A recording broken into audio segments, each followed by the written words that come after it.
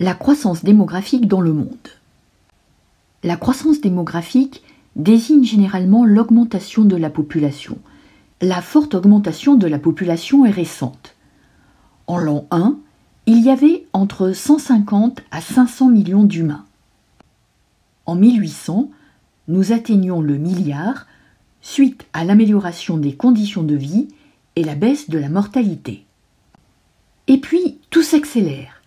2 milliards en 1927, 3 milliards en 1960, 4 milliards en 1974, 5 milliards en 1987, 6 milliards en 1999, 7 milliards en 2011 et le 8e milliard devrait être atteint en 2022.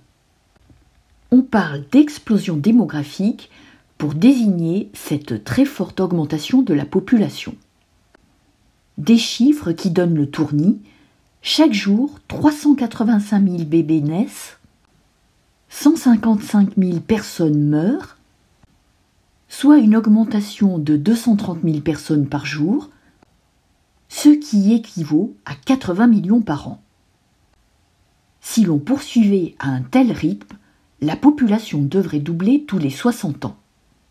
Sauf que pour 2050, l'ONU prévoit une projection moyenne de 9,8 milliards d'habitants.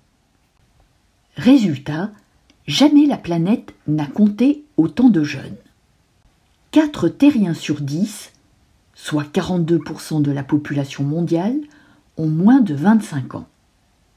Ces jeunes sont inégalement répartis sur la planète. Voici les pays les plus jeunes en vert et les plus âgés en rouge. On voit qu'en Afrique subsaharienne, au sud du Sahara, 50% des habitants ont moins de 20 ans. À l'échelle de l'Afrique, les jeunes sont nombreux. Plus de la moitié de la population a moins de 27 ans, tout comme dans le sous-continent indien et en Asie du Sud-Est. En revanche, en Europe, la population est plus vieille.